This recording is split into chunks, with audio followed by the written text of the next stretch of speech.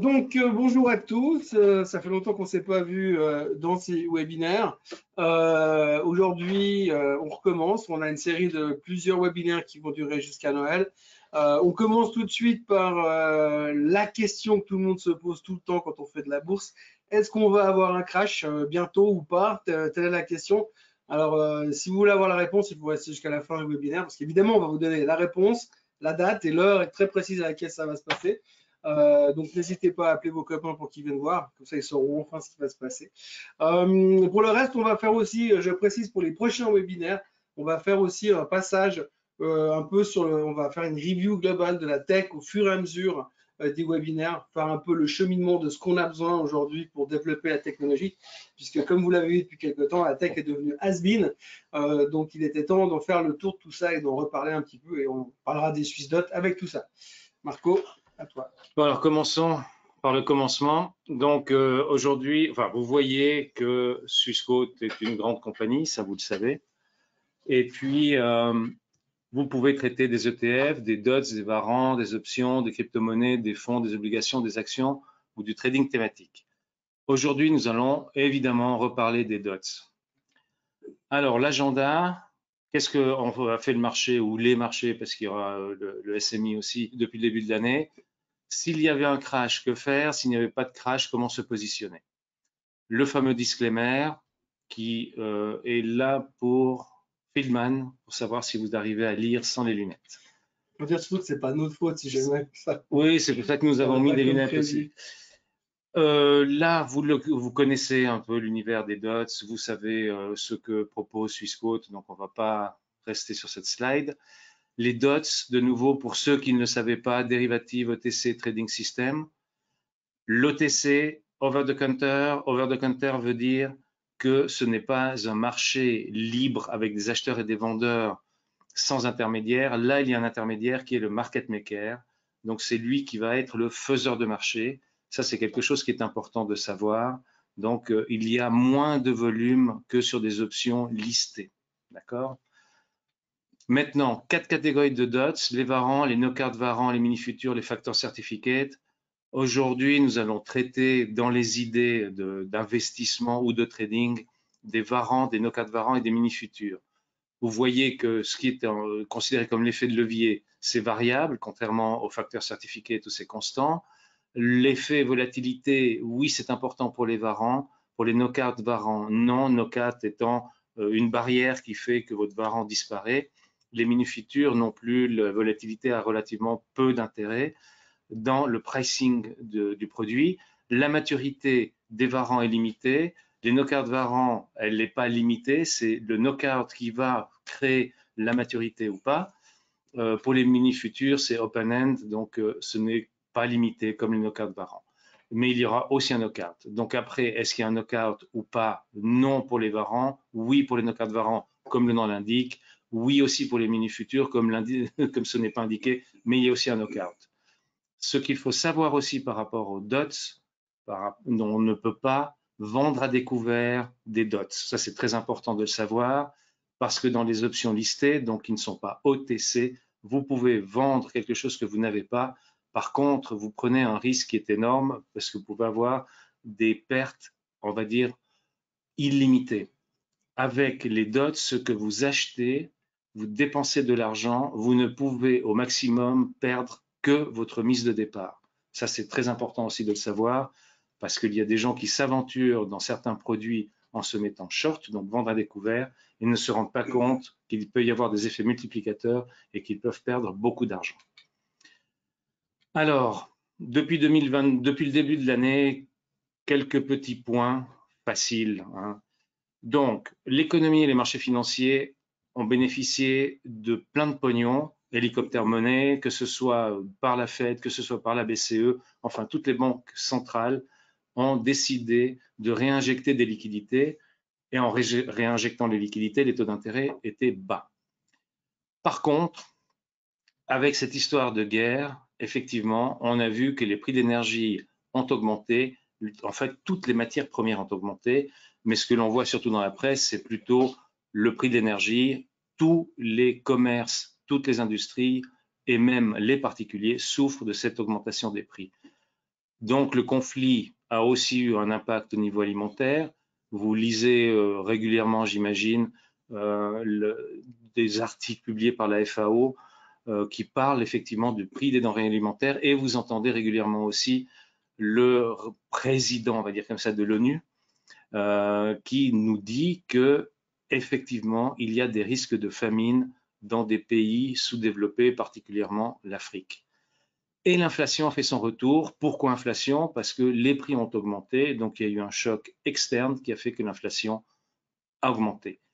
Pour ce faire, les banquiers centraux ont décidé de stopper le fait d'injecter des liquidités, donc ils le font à l'ancienne mode, c'est-à-dire en augmentant les taux d'intérêt, parce que normalement, lorsqu'on augmente les taux d'intérêt, on réduit ce que l'on appelle la circulation, la vitesse de circulation de la monnaie.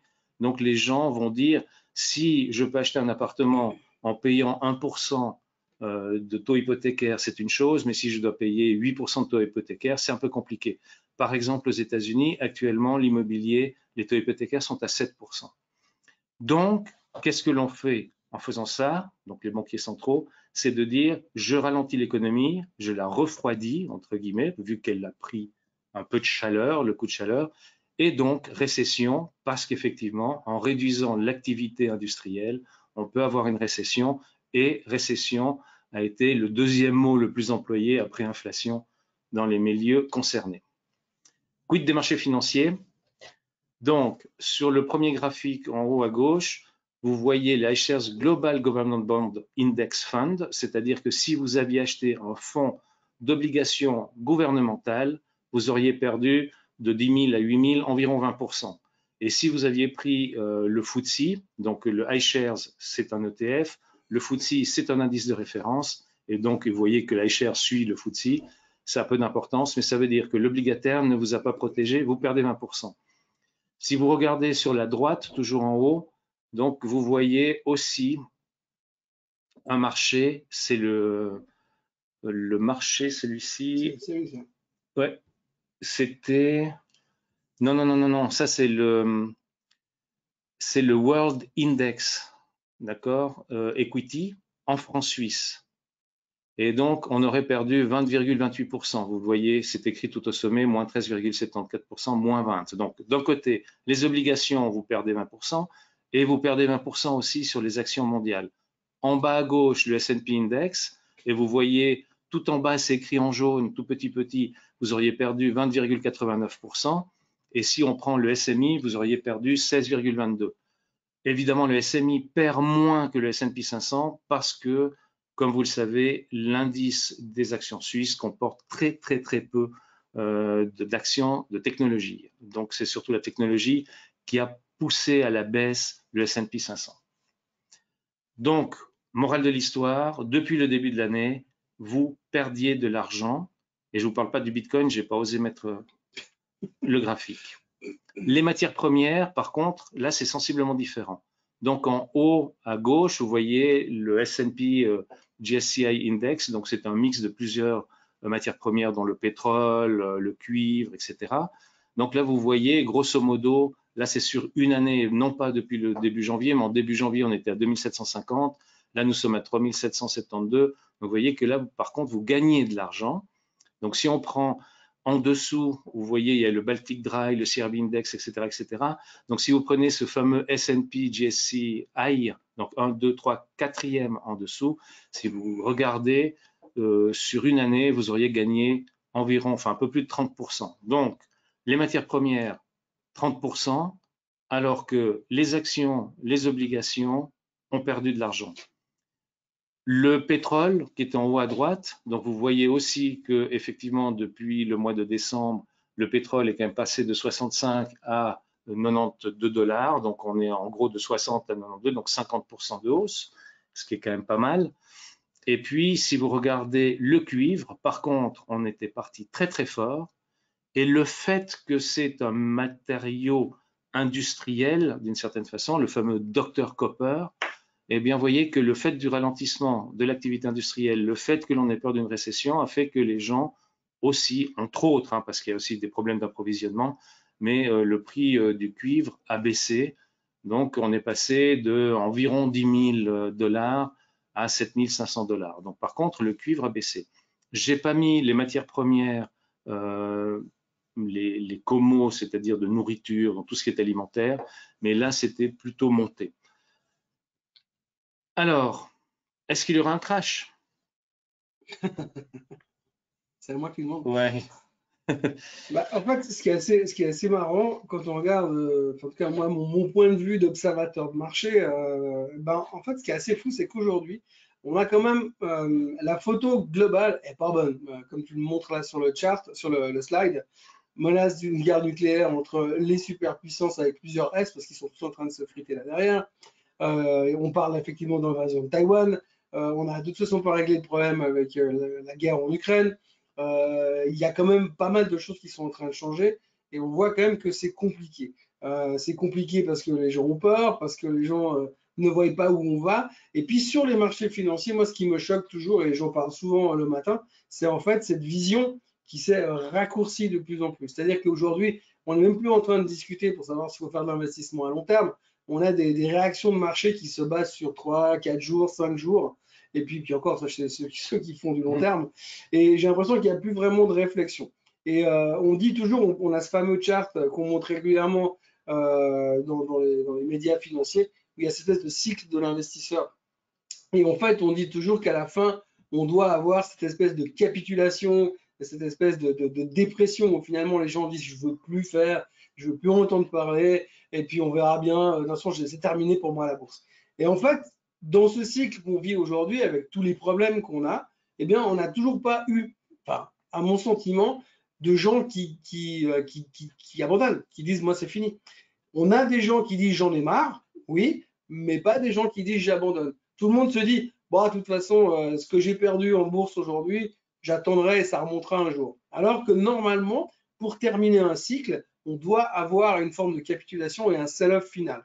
On a vu il y a quelques semaines, on était proche d'aller casser ce support dont on parle souvent, qui sont les 3585 sur le S&P 500, qui correspondent plus ou moins à la moyenne des 200 semaines.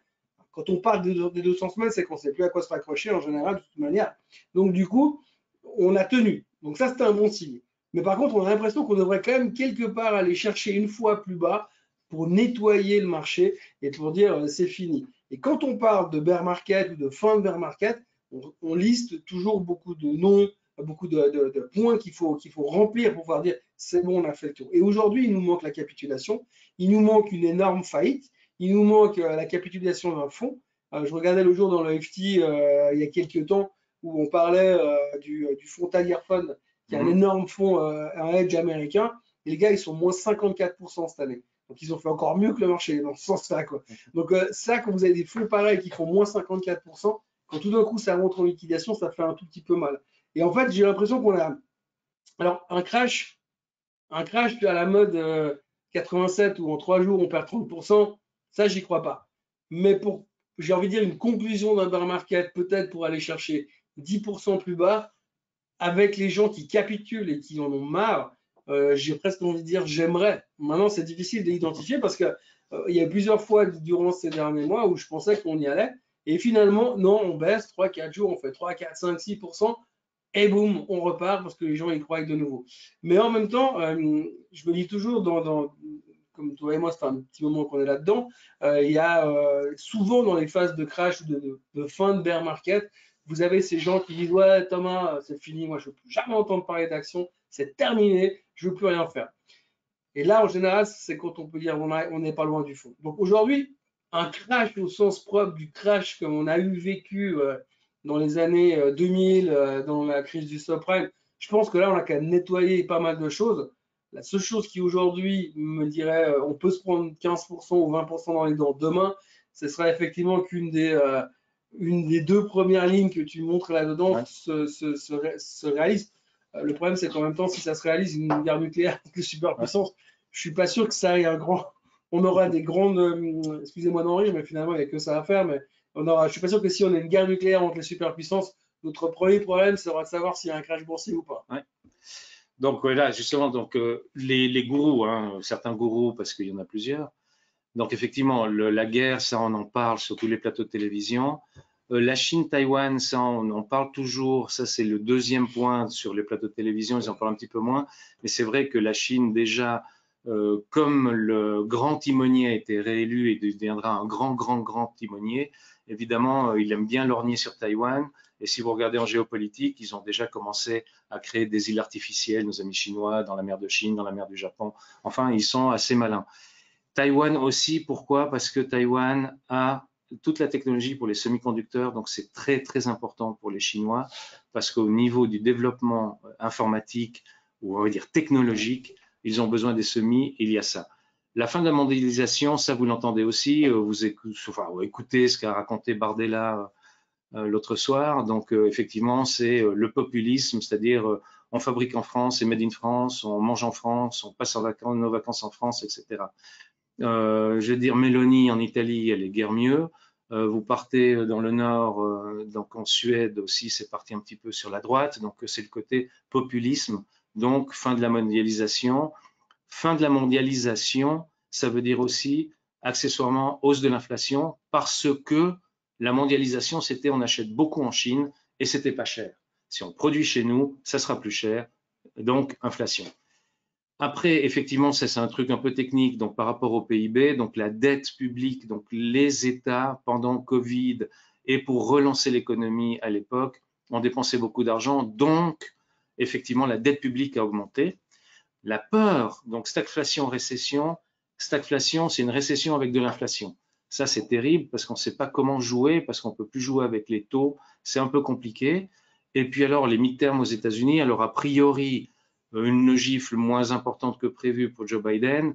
Bon, il est toujours debout, donc normalement une petite gifle le fait tomber, mais le temps qu'il décompte le tout, le temps que toutes les théories de la conspiration se mettent en place, on ne sait pas encore quel est l'effet des midterms. Ça, on ne le sait pas.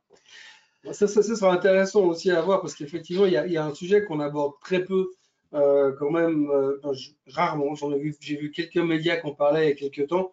En fait, la problématique des midterms aujourd'hui, c'est qu'on va aujourd'hui vers un mode de gridlock, c'est-à-dire que finalement, les républicains, ils vont bloquer les démocrates ils vont bloquer les républicains, et donc le pays va pas forcément avancer pendant 2 ans parce qu'ils vont se tirer dans les pattes systématiquement. Mais l'autre problème qu'on a aujourd'hui, c'est qu'il y a certainement, et on le verra ces prochains jours, certains États où ils sont même incapables de savoir qui a gagné. On l'a déjà vécu lors des élections présidentielles il y a 2 ans, et là on revit le même scénario, ce qui veut dire aujourd'hui que vous avez la moitié des États-Unis qui est de droite et l'autre moitié des États-Unis qui est de gauche.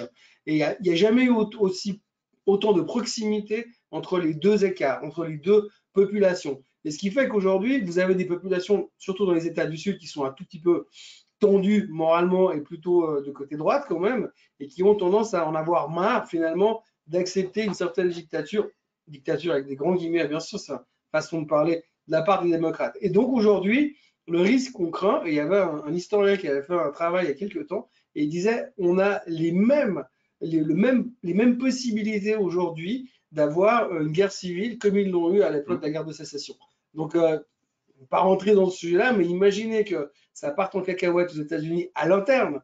Déjà, il y a pas mal de problèmes à l'externe, mais aujourd'hui, ça part à l'interne. On a quand même pas mal de choses qui sont là pour. Alors bon, vous savez, moi, mon surnom sur la chaîne YouTube, c'est Morning Bull, donc je ne vais pas non plus être trop négatif, mais j'ai de la peine quand je vois tout ce qui se passe aujourd'hui et tout le potentiel qu'on a. Il y a tout qui est prêt pour partir en cacahuète. Alors, en même temps, pour terminer sur une note positive, chaque fois qu'on a vu des choses aussi évidentes, ça allait nous péter à la figure, on s'en est sorti à chaque fois. Et c'est vrai qu'on l'a déjà vécu. Enfin, moi, j'ai un souvenir en tant que trader, c'était le 11 septembre 2001. Les World Trade Center s'effondrent à cause, on connaît l'histoire. Et ce jour-là, moi, je gérais un fonds. Et j'étais, alors pour une fois dans ma vie, short, coup de bol, rien à voir, mais j'étais short. Et donc, bon, j'ai couvert mes positions, c'est tellement bizarre comme moment, mais je me suis dit, en rentrant à la maison, je me suis dit, mais les Américains, ils vont débarquer au Moyen-Orient, ils vont raser le pays, et puis ils vont faire un grand parking. Et vraiment, à ce moment-là, j'ai eu ce sentiment en disant, on était au bord d'un truc énorme, et finalement, il ne s'est rien passé. S'il ne s'est rien passé, au contraire, ça a été, j'ai envie de dire, oublié relativement rapidement dans le sens menace mondiale. Et aujourd'hui, on est de nouveau très proche de quelque chose de très, très délicat. Je lisais un article l'autre jour qui disait que finalement, on n'a jamais été aussi proche d'une guerre nucléaire qu'à l'époque de la baie des cochons. Alors, la baie des cochons, je n'étais pas là, mais j'ai lu, je connais un peu l'histoire. Mais c'est vrai que voilà, c'est un peu inquiétant. Voilà.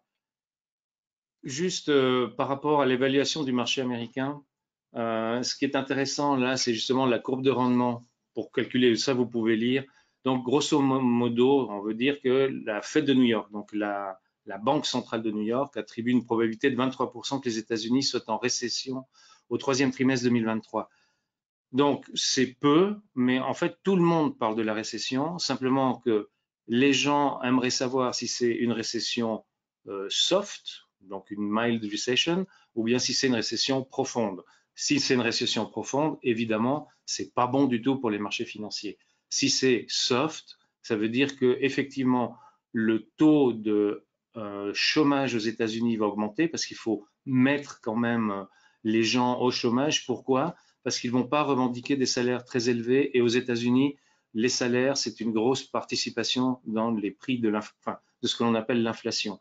Donc voilà, c'est assez intéressant. Maintenant, quand on voit qu'il y a certains layoffs, si vous regardez Meta, donc Facebook, 11 000 personnes out, chez nos amis d'Elon Musk, chez Twitter, 7 500, hein, donc c'est quand même pas mal, mais bon.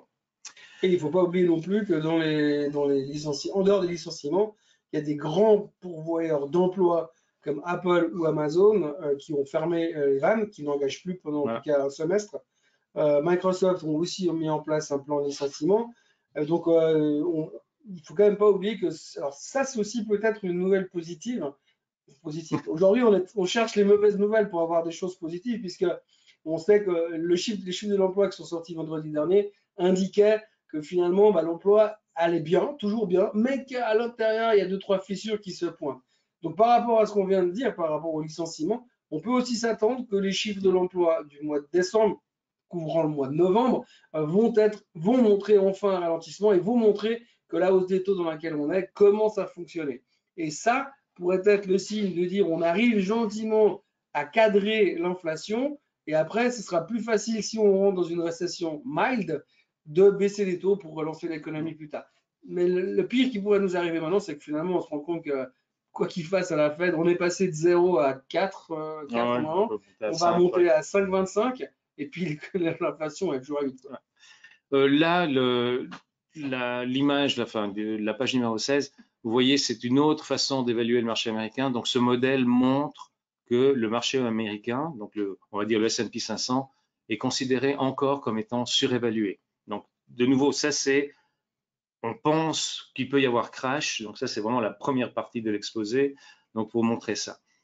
Après, il y a le fameux pays Shiller. Donc, vous voyez que nous sommes à 27, pratiquement à 28 fois les bénéfices, alors que la moyenne, ça serait environ 16. D'accord? Donc, effectivement, on pourrait encore imaginer baisser. Donc, qui dit baisser, le PI va baisser soit parce que les résultats des sociétés sont très bons, ou bien que le titre, le cours de la société, enfin, ou du marché baisse. Donc là, l'idée, c'est que si nous sommes en récession, évidemment, ça ne veut pas dire que les bénéfices vont augmenter, ça serait bizarre. Par contre, ça voudrait dire que si on veut retourner sur la moyenne, il va falloir que le marché baisse encore.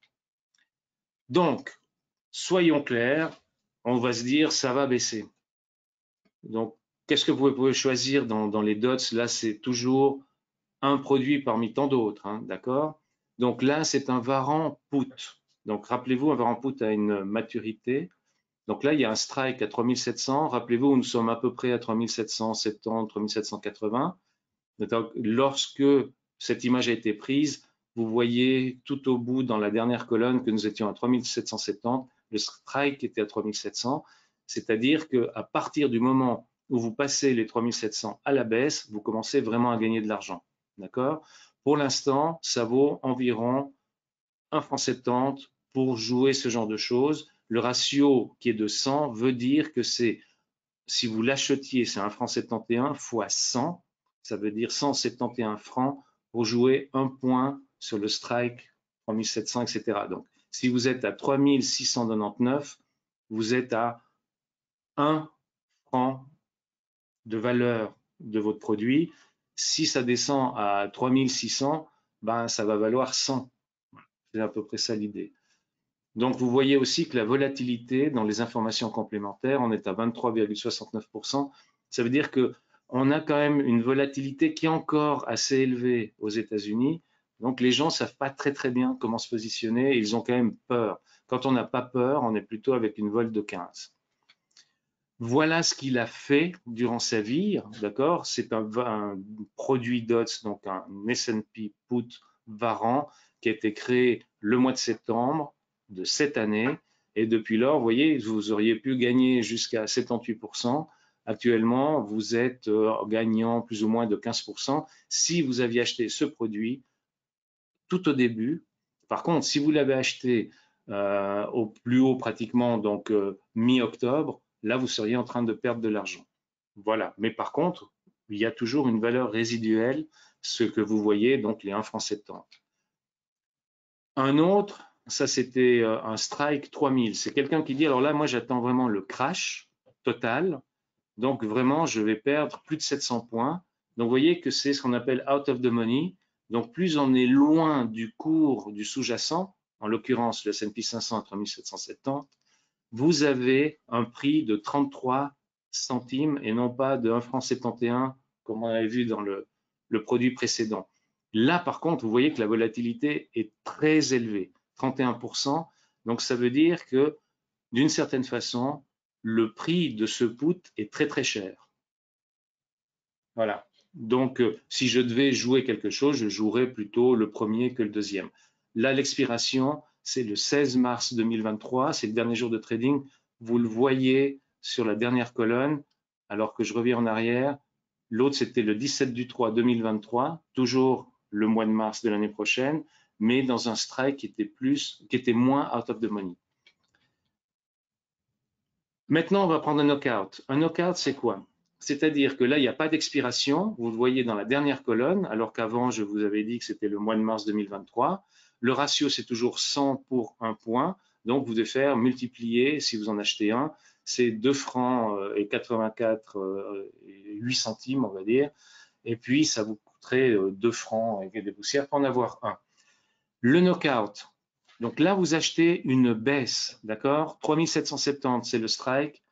Le knockout, ça veut dire que si vous arrivez à 3992, donc là, le marché est monté, au lieu de baisser ce que vous étiez en train de jouer, vous êtes stoppé et vous perdez votre varan. Ça, c'est le fameux knockout. Donc ça veut dire que si vous vous trompez, vous perdez votre mise de fonds, mais pas plus que votre mise de fonds.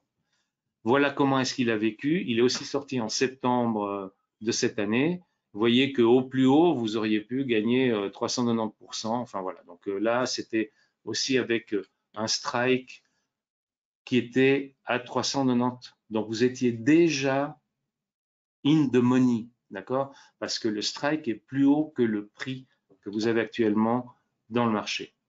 Donc voilà pourquoi là, vous gagneriez encore plus de 200%. Les mini-futurs, donc là, il y a le financing level et le stop loss. Donc, on est toujours à 3770. Et là, vous avez un stop loss à 3927. Le ratio, c'est toujours de 100. Et vous voyez que le bid and ask, c'est 2 francs 10 à 2 francs 11. Et vous voyez que la volatilité est de 20. Donc, ça a quand même une petite importance, la volatilité, quand on la compare avec les varans. Donc, d'une certaine façon, c'est ce qu'il y a de moins cher. En gros, vous achetez ce mini futur, donc vous jouez la baisse. Si jamais on monte à 3927, vous êtes stoppé, donc vous ne pouvez pas perdre plus que ce que vous avez mis. Lorsque vous êtes sur le marché des futurs listés, du moment que vous êtes short et vous êtes trompé, là, ça s'accumule. Donc là, vous perdez de plus en plus. Vous avez reçu quelque chose, mais vous perdez, et là, vous pouvez perdre plus que votre chemise. Voilà ce qu'a fait le graphique. Donc, en gros, c'est quelque chose qui est sorti en septembre et n'a rien amené, aurait pu gagner 51%, mais à la date du 4 novembre, vous étiez à 2 francs 75, donc grosso modo, vous êtes flat, donc vous ne gagnez rien pour l'instant. Pas de crash. Ah. Alors là, c'était un peu le contre-argument de tout ce qu'on vous a raconté avant. D'accord? C'est un peu la situation dans laquelle on est aujourd'hui, parce Voilà. qu'on a tout pour, mais on baisse pas comme on devrait baisser quelque part. Alors, il y a Morningstar. Morningstar est une agence de notation, mais il y a aussi plein d'analystes à l'intérieur. Donc, eux se disent, ben, on va regarder un tout petit peu la fair value des actions que composent ben, tous les titres que l'on suit. Alors là, c'est pratiquement au niveau mondial. Donc, vous regardez. Quand vous êtes en rouge, c'est considéré comme surévalué. Donc, ça veut dire que le marché est très, très cher. Quand vous êtes dans la zone verte, donc en bas, ça veut dire que vous traitez avec un rabais, un discount par rapport à la fair value. Donc, vous voyez qu'en 2008, quand il y a eu cette espèce de crash, la crise des subprimes 2008-2009, nous étions très, très, très, très, très bas. Le plus bas, c'était février 2009. Là, tous les gens qui ont acheté ont gagné un saladier. Idem par rapport à 2020, au début 2020. Après, c'est remonté très, très fortement. Donc, vous aurez gagné de l'argent. Quand on regarde où nous sommes maintenant, nous sommes considérés comme étant sous-évalués. Donc, a priori, on se dit c'est bon. Après, on regarde les objectifs du S&P 500 fin 2023 par différents brokers. Alors, Capital Economics, c'est 3008, donc pour eux, c'est flat. Donc, eux n'attendent pas de crash, a priori. Morgan Stanley, c'est 3900, donc c'est plutôt haut, mais pas beaucoup. Citigroup 3900, HSBC 4000, Goldman Sachs 4000, Crédit Suisse, tant qu'ils ne sont pas encore vendus aux Qataris, ils mettent 4050. Déjà vendu. Et l'UBS, manifestement, eux sont très très bullish, 4200. Donc, rappelez-vous que nous étions le 4 novembre à 3770. Donc, en gros, ces gens-là, on donne l'impression que l'année prochaine devrait être une année soft, c'est-à-dire l'inverse de ce qu'on a vécu cette année, la baisse. Eux ne voient pas un redémarrage très très fort, sauf peut-être UBS, mais autrement, on reste relativement flat. On va dire, en moyenne, les économistes attendent, enfin les économistes, les stratégistes, les stratèges attendent environ 4 à 5% de hausse l'année prochaine. Il y a un truc qu'il faut quand même bien dire, c'est que, et bien comprendre, c'est qu'aujourd'hui, quand on regarde les extrêmes, on est à 400 points d'écart entre le plus conservateur et le plus optimiste. C'est 10%. C'est 10% sur l'indice S&P 500 et 10% aujourd'hui par rapport à là où on est. Quand on voit les mouvements de marché qu'on fait, si vous regardez le mouvement du S&P entre le 15 juin et le 15 août, on a largement fait le mouvement. Donc 10%, c'est rien. C'est aussi ce qu'il faut voir aujourd'hui, c'est que tous ces analystes, ils ont tous révisé leurs estimés. On s'était tous fait brûler de toute façon au début de l'année, vu la baisse. En général, tu m'arrêtes si je me trompe, mais en général, c'est très rare de commencer une année en disant on va être 20% plus bas. Très, très rare. Et en plus, c'est pas leur boulot, parce que si demain vous avez une banque comme Goldman Sachs qui dit écoutez, on va perdre 50% cette année, ils vont perdre la moitié de leurs clients, la moitié de leur commission de trading, et donc du coup, c'est pas non plus leur intérêt. Donc il faut toujours faire un tout petit peu attention avec ces chiffres-là.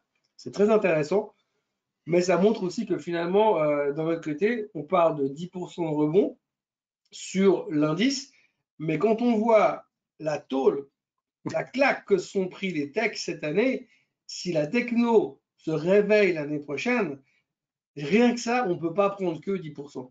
On doit remonter beaucoup plus violemment que ça. Ça, c'est Mais le oui, côté oui, positif justement, de la chose. c'est le côté positif. Mais tout simplement pour dire que ceux qui ne voient pas vraiment un crash, quand ils doivent essayer d'imaginer quels sont leurs targets pour l'année prochaine, ils mettent vraiment même pas un pied dans l'eau, c'est un doigt de pied dans l'eau et vous le voyez. Donc, ils n'attendent pas quelque chose d'extraordinaire. Donc, s'il n'y a pas de crash, c'est pas qu'on va avoir un fort rebond selon eux. On est bien d'accord. Par contre, nous, on adore regarder Yardeni de temps en temps, mais c'est pas Roubini, il faut faire attention.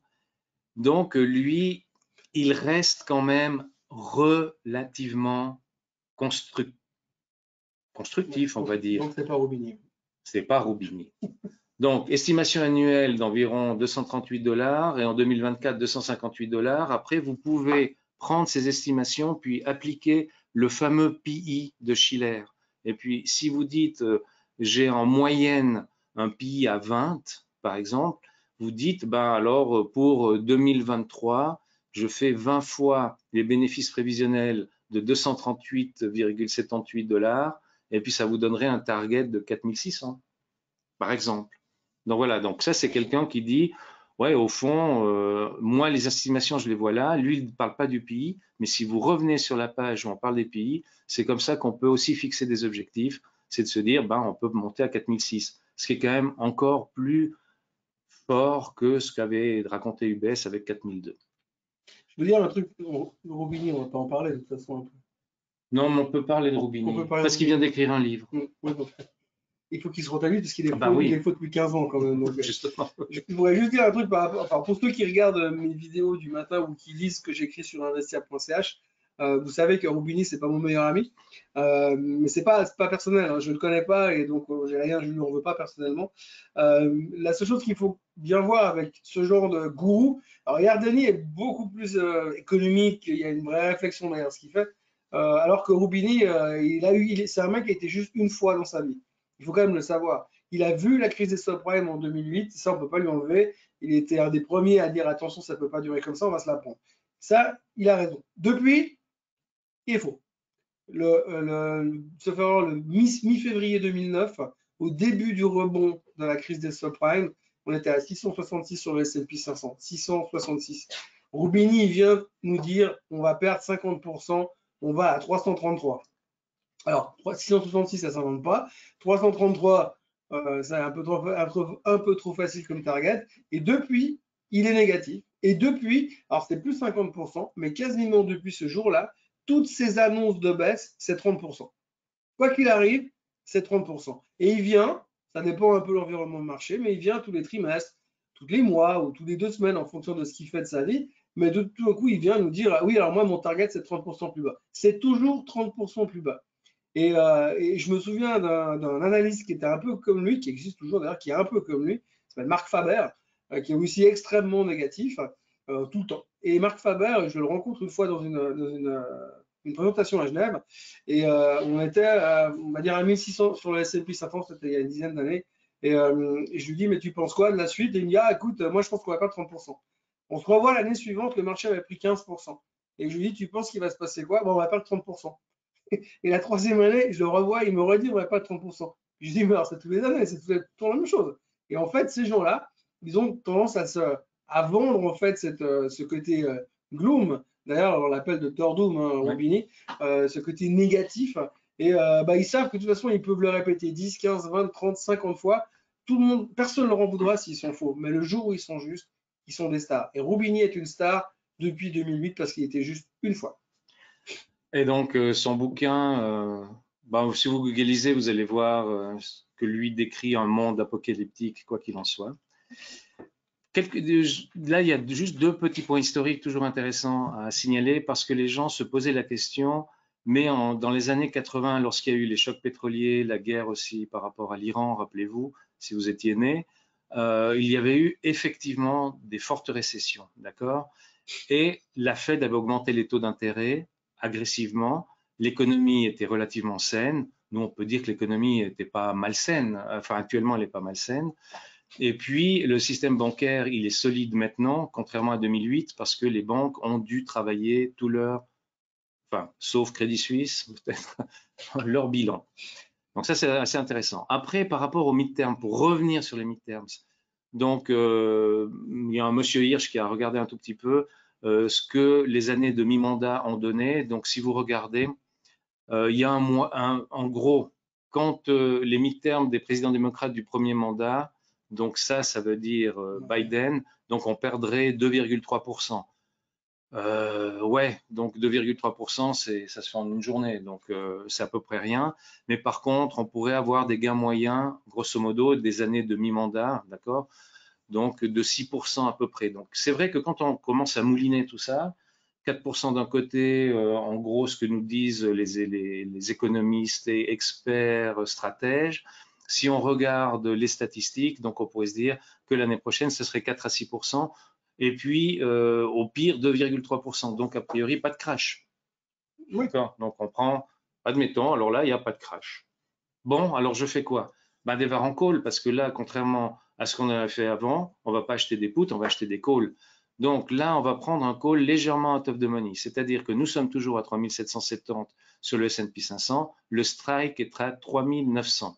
Et pour ce faire, vous payez 1 franc 79 à peu près. Donc toujours avec un ratio de 100, rappelez-vous, hein, c'est 100 fois le prix que vous voyez lorsque vous achetez un varan.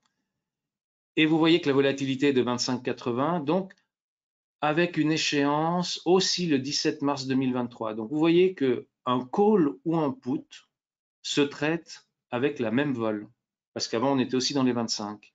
Donc c'est assez intéressant. On est légèrement out of the money, donc on est à 130 points out of the money. Comme avant, avec le put, on était aussi légèrement out of the money, mais là c'était que de 70 points. Donc voilà, donc ça c'est pour vous dire, c'est une façon de jouer la hausse. 3900, c'est un strike qui est tout à fait cohérent par rapport aux objectifs que l'on a vus avant. Et quand quelqu'un donne un objectif le mois d'octobre ou le mois de novembre, et qu'il dit à la fin de l'année on va arriver là-bas, c'est qu'il espère déjà que le début d'année soit bon. Donc s'il n'y a pas de crash et que le début d'année n'est bon, vous avez jusqu'au 17 mars pour atteindre ces 3900, voire les dépasser, et donc espérer gagner de l'argent. Voilà ce qu'a fait le produit qui est sorti le mois de mai de cette année. Alors évidemment, quand c'est sorti le mois de mai, on n'était pas aussi bas que nous sommes maintenant. Donc ça, c'est par exemple un produit, s'il avait été acheté lors de son émission, vous perdriez 65%. Mais si vous regardez depuis le plus bas où ça valait 1 franc 25, on est maintenant à 1,75 à peu près. Donc là, le pourcentage est énorme. Donc vous pouvez jouer des intra-mounts, enfin durant un mois, durant une semaine, et avec la volatilité dans les marchés, même sur un jour, vous pouvez gagner de l'argent en prenant des varans longues, surtout si le marché devait avoir un petit rebond haussier rapidement. Donc on pouvait même remonter à 2 francs 50. Le knockout, rappelez-vous, ça veut dire qu'il y a une barrière. Donc on est à 3700. Alors là, c'était juste après, donc le prix est à 9h30, donc on était à 3787 et non pas à 3770. Le knockout veut dire quoi? Vous jouez la hausse. Par contre, si vous descendez à 3671, vous perdez votre varan. Donc rappelez-vous, le knockout veut dire il y a une barrière et la barrière veut dire que quand elle est touchée, expiration du produit. Qu'est-ce que ça a fait? Ça s'est sorti en octobre, ça vient de sortir en gros. Donc vous voyez que là, ça ne marche pas de jouer la hausse vu que le marché a baissé, donc vous seriez en train de perdre 70%. Mais ça veut dire aussi que ça peut rebondir assez rapidement si effectivement il y a un rebond dans les marchés, 5 à 6%, et ça remonte à 1 franc. Donc vous pouvez gagner, enfin, pratiquement doubler si le marché monte de 6 ou 7%. Le mini futur, rappelez-vous, c'est un petit peu avec l'idée du knockout. Donc là, la volatilité, tout comme avec les puts, elle est moindre. Vous voyez que là, le stop loss est à 3702, d'accord? Et là, vous payez 1 franc et 15 centimes, enfin 14,5 centimes. Donc, vous voyez, ça, c'est la même chose. Donc, un ratio de 100. Donc, si vous voulez acheter un mini futur, vous allez payer 100 fois le prix de vente, le ask. Si vous vendez, ben, vous vendez à 100 fois le prix du bid, le fameux bid and ask. Donc, vous voyez, ça, c'est le côté mini futur longue. Donc, comme ça, vous avez à la fois des strikes qui sont cohérents par rapport à ce que la moyenne des économistes, des analyses des experts, blablabla, vont vous donner. Donc, ça donne quand même une certaine assurance. Par contre, c'est vrai que le stop loss est relativement court. Voilà pourquoi, quand il y a des stop loss, il y a aussi des achats du produit qui sont relativement, entre guillemets, bon marché, parce qu'effectivement, il y a une forte probabilité d'être exercé vu la volatilité des marchés. Voilà ce que ça a fait, en gros, le graphique. Pourquoi est-ce qu'il est très court ce graphique? C'est que c'est un produit qui vient de sortir. Donc comme il vient de sortir, il a commencé par baisser et puis après il est quand même remonté. Donc c'est quand même pas mal. Mais donc il y a de quoi passer de 1 franc 14 comme vous aviez vu avant à 1 franc 33. Donc de nouveau, ça fait une vingtaine de pourcents de hausse. Alors, quand vous jouez 100 francs, puis vous gagnez 20%, ça ne fait pas grand-chose. Quand vous mettez 1000 francs, ça fait déjà un peu plus. Vous mettez 10 000 francs, puis là, vous pouvez passer une soirée dans un 5 étoiles. Oui, par contre, ça reste extrêmement volatile parce que quand on voit la vitesse à laquelle les marchés peuvent décaler en ce moment, et sachant le nombre de choses qu'on a, comme on l'expliquait avant, de dangers potentiels, forcément, c'est clair que si vous achetez un mini futur comme ça pour passer la nuit avec, et que durant la nuit, la Chine envahit Taïwan, je pense que ça risque d'être compliqué de récupérer l'argent le lendemain. Mais c'est un bon outil de trading pour ceux qui sont devant leurs écrans et qui peuvent traiter en direct. Au pire, si ça part dans le mauvais sens ou il y a de mauvaises nouvelles, ils peuvent intervenir. C'est pas forcément un produit d'investissement, mais pour ceux qui ont envie de faire du trading, vraiment d'être concentré sur vos écrans, c'est plutôt pas mal comme produit. Oui, c'est vrai que on l'avait déjà dit plusieurs fois. Donc, on peut utiliser le produit DOTS comme étant un produit de couverture si vous avez un portefeuille, mais a priori, c'est plutôt le trading. Ça reste une option. L'option est généralement utilisée pour du trading. C'est très très rare que ce soit utilisé différemment par des gens normaux. Les caisses de pension, les fonds d'investissement vont utiliser les options listées et elles vont aussi les utiliser avec des stratégies long-short. Il y a des stratégies qui s'appellent l'arbre de Noël, le Christmas tree, enfin il y a le straddle strangle, le butterfly et ce genre de choses. Donc là, c'est assez rigolo. Au Scrabble, on peut gagner des points. Mais là, c'est vraiment pour des gens normaux. Ça vaut vraiment la peine de travailler au niveau trading, surtout si vous avez l'envie de travailler sur de l'analyse technique. Ça vous donne vous fixez des objectifs, vous regardez quel est le produit le plus intéressant. Ça prend un petit peu de temps parce que là, on vous sort quelques produits, mais les dots, c'est beaucoup de produits, beaucoup de produits, et ça vaut la peine de se pencher puis de regarder justement les évaluations. Et c'est là où la volatilité est intéressante, et puis surtout le spread entre le bid and ask, parce que plus il y a de volume, moins le spread est grand, d'accord? L'écart est grand. Donc ça, c'est pas mal.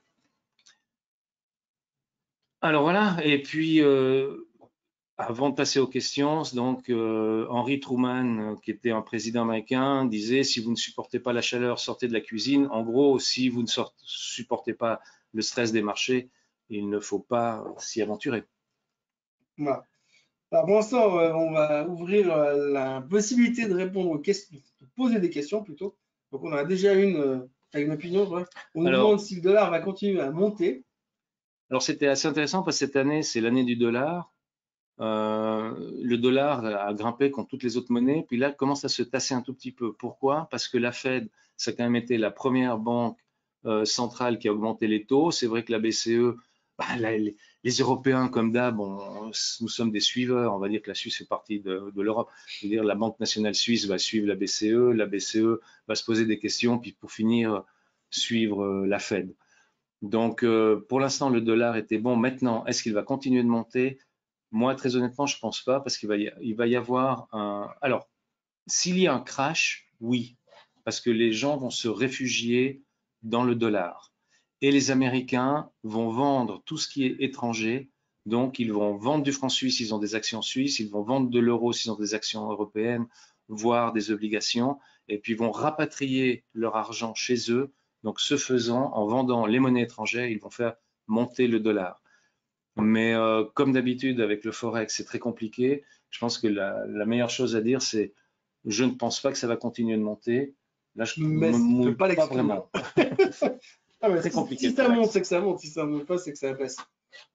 Mais oui, voilà, c'est vrai que c'est toujours… Mais là, comme les taux d'intérêt sont en train de monter un peu partout dans le monde, à part certaines banques centrales dans des pays émergents qui commencent à baisser, là, pour l'instant, les monnaies étrangères, en dehors de la livre sterling, de l'euro, du yen, les gens s'en fichent un tout petit peu. Je pense le rouble, on n'a plus envie de le traiter. La livre turque, c'est une catastrophe. Donc, il ne reste pas beaucoup de devises contre lesquelles on va jouer. Et quand on regarde l'indice dollar, le basket là-dedans contre le dollar, c'est vraiment sterling, euro et puis yen. C'est 90% de l'indice. Bon, alors visiblement, vous n'avez pas de questions ce soir. Alors, moi, j'en ai une à te poser. Puisque les gens ne posent pas de questions, je vais les poser moi-même. Voilà. Moi, ce que je me posais la question, parce qu'on a vu tout à l'heure que les PIB, l'endettement des pays par rapport au PIB est en train d'exploser. En même temps, si je me souviens bien, il n'a jamais arrêté de monter. Parce que depuis l'arrivée au pouvoir d'Obama aux États-Unis, par exemple, je crois que la dette américaine, elle s'arrête plus de monter.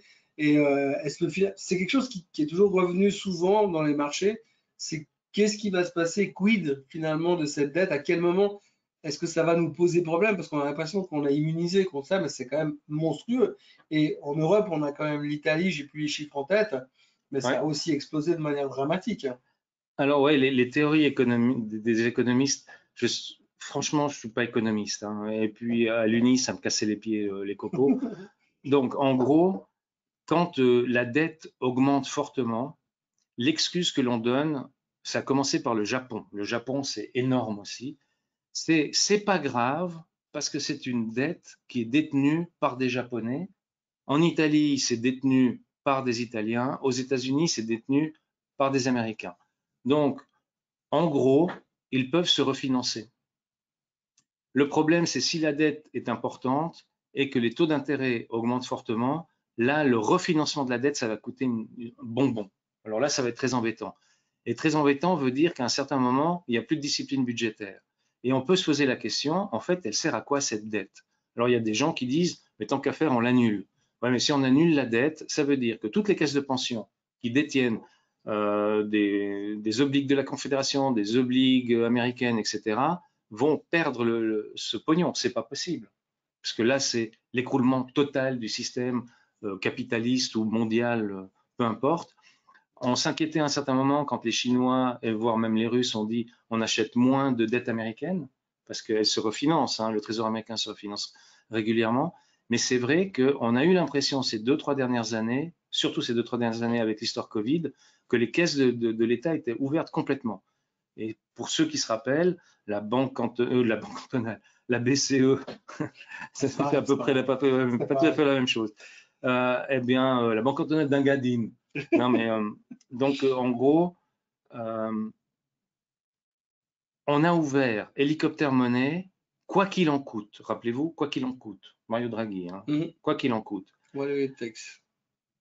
Si vous écoutez maintenant la plupart des revendications de la part des salariés, etc., c'est je veux gagner plus parce que l'inflation, parce que ci, parce que ça, parce que tout compte fait, il y a eu le pré-Covid, il y a eu le machin, il y a eu le truc.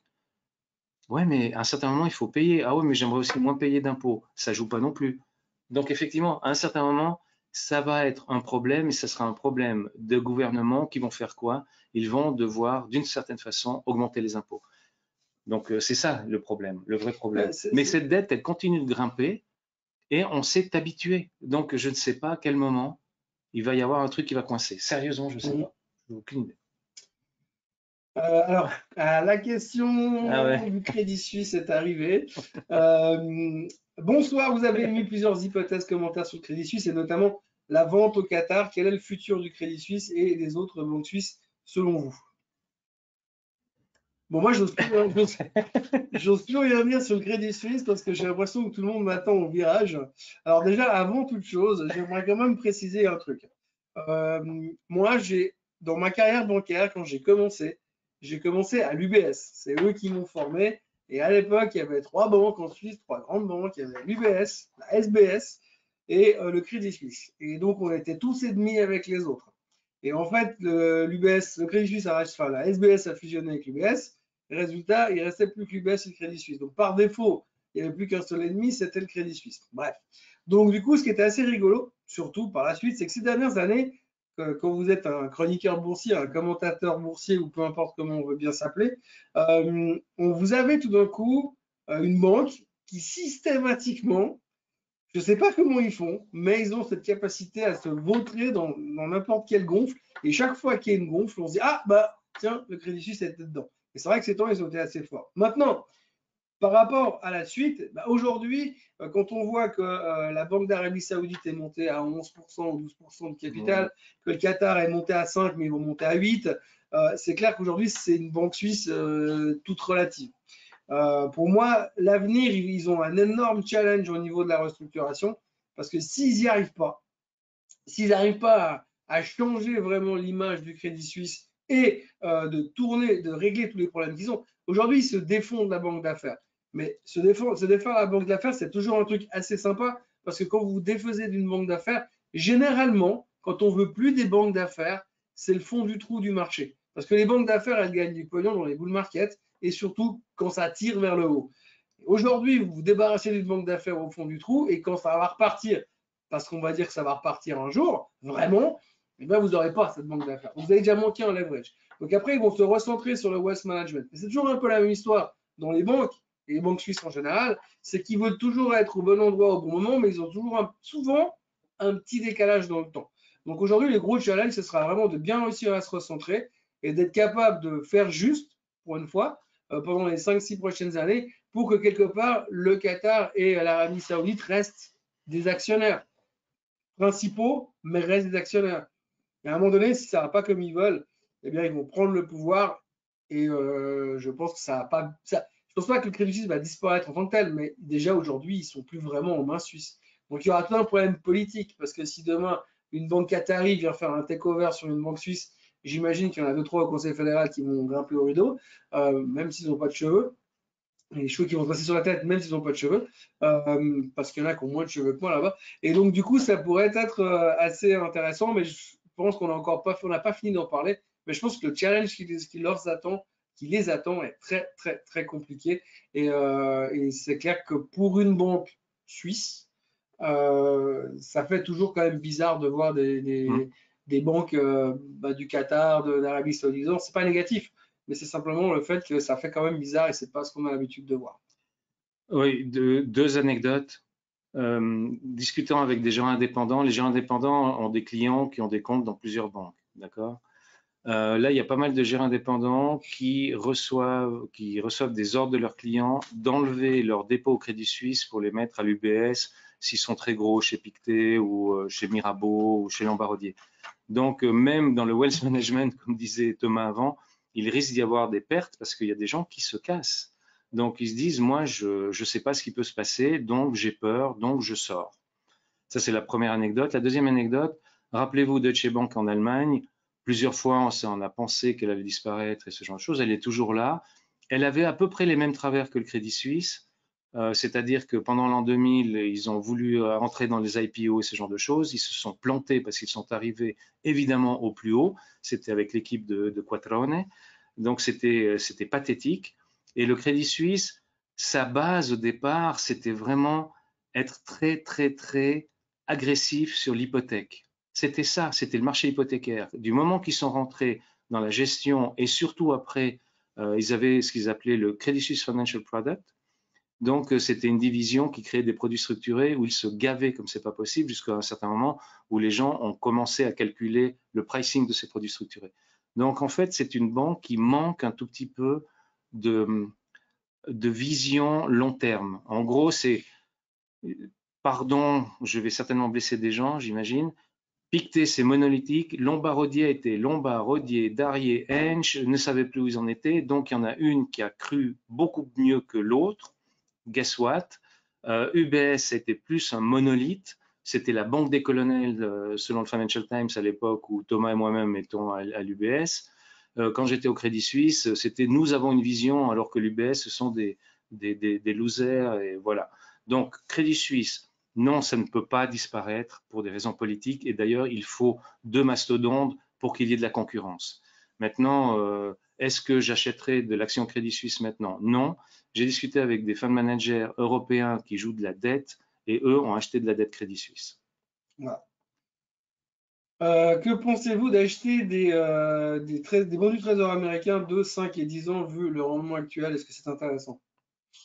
Ben, il y a pas les gestionnaires de fonds américains achètent le 10 ans parce qu'ils trouvent que ils sont bien payés, qu'on est proche d'un top sur les rendements du 10 ans. Rappelez-vous qu'on peut voir les taux courts monter très rapidement sans que les taux longs soient affectés, d'accord? C'est-à-dire que ce qu'on appelle la courbe inversée, hein, la yield curve inversée. Donc, les gens achètent effectivement le 10 ans, pas mal de 10 ans. Beaucoup de gestionnaires achètent effectivement des obligations gouvernementales en dollars parce que eux aussi regardent par rapport à des obligations d'entreprise qui soient ce qu'on appelle investment grade, hein, de 3B à 3A, et ils trouvent qu'effectivement le différentiel est en faveur des bons du gouvernement. Donc oui, pour quelqu'un qui veut placer son argent et qui pense en dollars, le 10 ans me semble être intéressant. Une opinion sur Meyer Burger dans l'investissement sur le salaire. Alors, Alors moi, je suis pas du tout cette société. Moi, je la suis. Alors, enfin, je la suis parce qu'en fait, quand on en parle sur la Suisse, parce que c'est une société suisse, c'est un peu le truc qu'on utilise pour jouer le solaire en Suisse. Donc, je comprends la question. C'est une boîte qui. Alors, le problème, c'est que jouer le solaire aujourd'hui, les panneaux solaires, c'est super, c'est une belle théorie, mais quand on regarde un peu la performance des boîtes dans le solaire, je crois qu'il y a encore SolarEdge qui a sorti des chiffres il y a 2 jours ou hier, c'est catastrophe. Les chiffres sont mauvais. Ça reste presque du start-up et c'est pas évident aujourd'hui de justifier que c'est systématiquement l'avenir. Le fait de dire demain le solaire, c'est la solution à tout, c'est comme dire bah, les voitures électriques, c'est la solution à tout. On en parlait en venant ici, c'est bien sûr pas le cas et c'est compliqué. Meyer Burger, elle a aussi un attrait assez intéressant en Suisse, c'est qu'elle vaut rien en termes de facial. Je crois qu'elle vaut 45 centimes l'action. Donc on a l'impression qu'on a beaucoup de levier, mais simplement le capital est beaucoup dilué. La thématique du solaire est intéressante. Acheter Meyer Burger pour jouer la thématique du solaire, je pense que c'est dangereux. Pas parce que la boîte est mauvaise, mais quand vous choisissez une seule boîte pour jouer une seule thématique, parce que là on joue une thématique, on ne joue pas juste la société parce que vous avez une idée fondamentale derrière. Acheter un tracker pour jouer le secteur de l'ETF, acheter un ETF pour jouer le tracker du solaire, ça me paraît beaucoup plus logique. Maintenant, si vous voulez jouer Meyer Burger parce que vous y travaillez ou parce que vous comprenez la structure et que vous avez une vision vraiment sur la société, c'est autre chose. Mais si c'est le cas, vous y répondrez mieux que moi. Donc voilà ce que je peux dire sur Meyer Burger. Oui, et puis pour le solaire en général, donc maintenant, effectivement, lorsque vous lisez la presse, tout le monde veut des panneaux solaires, hein. Donc à commencer par Genève, à finir par Carrefour en France, qui disait qu'ils allaient mettre des panneaux solaires sur tout leur parking en France, et puis donc ils vont créer des kilowatts pour une ville de 450 000 habitants. Voilà, donc tout le monde veut ça. Donc moi, ce que j'aime bien, c'est comme dans la technologie en général, c'est le fameux Intel Inside. À l'époque, est-ce qu'on j'achète du Dell Computer, j'achète du Compaq, j'achète d'IBM, j'achète je sais pas quoi, ben dedans il y avait du Intel. Donc j'achète Intel, comme ça j'achète le développement de tout ce qui est PC. Si vous voulez jouer le développement du solaire, quoi qu'il en soit, il y a des semi-conducteurs, et dans les semi-conducteurs, quoi qu'il en soit, il y a du lithium. Achetez du lithium. Ah oui, les obligations indexées à l'inflation. Ça, alors, question qui a été posée hier justement à un gestionnaire de fonds high yield américain. Pour lui, les obligations indexées à l'inflation sont très bien pricées maintenant, donc ça serait plus ce genre de titre qu'il faudrait acheter maintenant. D'accord? Parce que si on pense que l'année prochaine, il y a une récession, parce que eux pensent comme ça, les Américains, donc ça veut dire que récession veut dire qu'il y a moins de, de,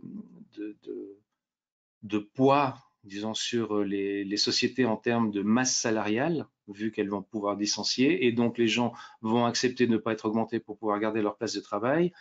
Donc à partir de là, l'inflation risque de baisser. Pas bon pour avoir justement les obligations indexées à l'inflation.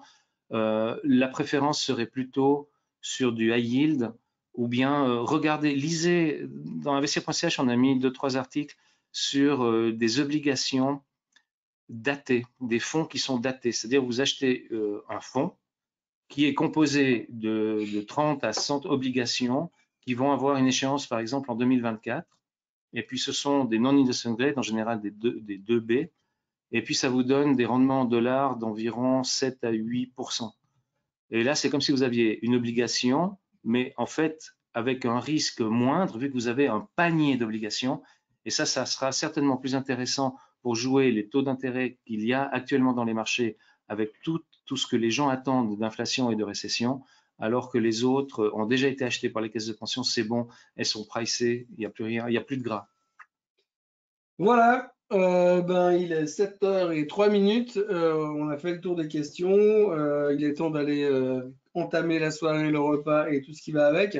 Merci d'avoir été là avec nous. Comme d'habitude, on se retrouve dans un prochain webinaire dans 2 semaines. Dans 2 semaines. Voilà, dans 2 semaines, on a un nouveau webinaire qui sera. Tu te souviens du titre exactement, toi? Non, mais vous allez voir, on va travailler sur les semi-conducteurs, on va travailler sur la tech, sur les semi-conducteurs. La tech, oui, la tech, mais les semi-conducteurs en particulier, parce que justement c'est le Intel Inside. On va parler aussi des mines, parce qu'il faut des minerais. Donc rappelez-vous, dans les voitures électriques, il faut beaucoup de cuivre, il faut beaucoup de lithium, enfin, il faut beaucoup de choses. D'où on va parler de Rio Tinto, de Glencore, où on a entendu que Elon Musk veut augmenter sa participation dans Glencore pour avoir accès à beaucoup de lithium. Et puis on parlera aussi du pétrole, ce grand maudit ESG, mais qui est absolument remarquable en termes de performance depuis le début de l'année. Voilà, donc autrement, on se retrouve demain sur notre site tous les matins. Donc on publie tous les matins des articles à foison et vous le retrouvez sur notre c'est pas le bon c'est celui-là. Ouais. Sur investir.ch. Donc vous nous retrouvez là tous les matins avec l'éternelle chronique matinale. Pardon, c'est la mienne. Et puis donc tous les matins là-dessus. Et puis autrement, on se retrouve bien évidemment pour les autres si vous voulez sur la chaîne Suisse Côte en français avec le Morning Bull Live demain matin et puis Vincent Gann également. On vous souhaite une très bonne soirée et à dans 2 semaines. Et dans 2 semaines. Bonsoir.